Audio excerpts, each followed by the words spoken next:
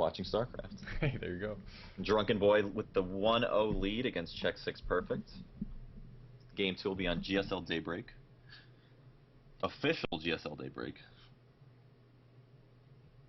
So official. And here we start. In the top right, the green Protoss, we have xSixPerfect, who wishes his opponent good luck, have fun. And in the bottom left, we have the blue Terran, took game 1 off of xSixPerfect. He is Drunkenboi. Drunkenboi, I believe, is a Canadian player. And that's all I have to say about that. Yeah, I mean, he's a top 8 Masters player on North American server. xSixPerfect, I believe he's also based out of North America as well. And this is basically, you know, this is some of the higher level games we're going to see on a North American server. That was really impressive, the way that Drunkenboi was able to kind of lose one of those engagements and come back and say, hey, I've got so much more production than you. I actually highlighted xSixPerfect's gateways at one point, and it just didn't look like he had, it looked like he had almost equal barracks to the Terran player. Yeah. And at that point in the game, you really need more. Yeah, and of course, those EMPs at the end point of that game were crucial. Drunkenboi was able to get a couple cloak ghosts up into the middle of Perfect's army, which was clumped up in a ball, and he got EMPs off on pretty much everything. I think everything was out of shields, except one Archon might have had like 50 shields left. But that's literally thousands of damage, possibly. Yeah, no, literally thousands. Yep. It was a lot of damage, needless to say. And of course, being at 3-3 versus 2-2. And it looks like we have a pretty standard game so far. I would expect a 1-gate expand from xSixPerfect. And probably some sort of early-ish command center from Drunkenboi. But we'll see what happens. No, it definitely looks like it's going to be 1 RAS expand. And, you know. No gas for the Terran? Yep, no gas. So I'll probably try to drop it down, right there on the low ground. Which is what you want to do. We have no pylon block this time. In fact, we see no scouting whatsoever from the Protoss player, so he's pretty dead set on the strategy he's going to use. No scouting from either player so far. Looks like Drunkenboi is sending one out right now. Yep. Yeah, Perfect's not sent anything out. I think he'll be expanding with this probe. And he does.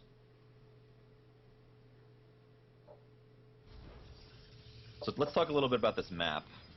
How is this map going to play out differently than the previous map? Obviously, it doesn't have that giant center location. Right. This is a 2-player map versus a 4-player map. It doesn't have the general center location, but it does have, you know, a significantly different landscape than Antigua Shipyard. Got a lot of wide open spaces. It does, and the actual bases themselves are surrounded by a lot of dead space. So you don't see the type of cliff abuse that we saw from the early game that Drunkenboi showed us, killing off low-hanging buildings that are on the cliffs. We won't see a lot of that. There is a lot of good opportunities for drop play, both on the Terran and the Protoss side. So we'll see. We got a worker battle in the middle of the map here. That's a battle that the SCV will never win. Well, if you attack them head up, oh wow, we're going to see 2 more gates drop down. 3 gates. Yeah, if you see them go head to head, actually, SCV does kill a probe. Well, yeah, of course, but the probe can run away, regenerate shields. Yeah, ideally. The SCV does have the 5 extra HP. And actually, at the start of the beta and in StarCraft Brood War, SCVs had 60 HP for some absurd reason. And then after one too many Marine SCV all-ins, they knocked it down to 45. It's kind of funny thinking back. I remember Terran saying that it was going to ruin the matchup. And this probe might get taken out here by these Marines. Oh, at the last second, runs it away. But yeah, I do remember early in the beta when that change was made. When actually, I guess it was after the beta. But early on in the game when SCVs had 60 HP, they knocked it down to 45 to be more in line with the drones and probes of the other races. And a lot of Terrans were saying, you know, this is going to make... totally break the game. Looking back on it, clearly not the case. Clearly. Yeah, I mean, they can still repair themselves, too. It's true. I guess the big difference, one of the big differences from Brood War to StarCraft 2 in terms of the SCV health was that in Brood War, the SCVs didn't have auto-repair. but with auto repair, it's so much easier to do like an SCV Marine all-in, and just right-click auto repair, and then they repair themselves, and you know, and of course in Brood War you'd have to individually click every SCV to repair it. That's true. Marine getting taken out at the Watchtower. I like how he didn't even bother to run. That's something that you'll see a lot of. I'm sorry, here comes a Marauder. Stalker should get away. That's Stalker will get away. But as I was saying, a lot of lower league players, not even lower league, but a lot of players not as good as these two. They see the one Marine versus the one Stalker, they'll try to run the Marine away, knowing that the Marine, is obviously going to lose to the Stalker. But the Stalker's faster anyway, so by running the Marine away, you're actually doing less damage. It's better to just let it sit there and die and get whatever damage you can. It's true. So Protoss player is 10 Harvesters ahead. Yeah. There's a lot of those little situations where it's actually better to just let your units be, let them auto-attack. Yep. And he is going to go Colossus Tech Path off of 2 base. And we're going to see. Looks like a very similar situation last game. Both E-Bays taken, +1/+1, coming for our Terran player. And it looks like he's on the medevac track.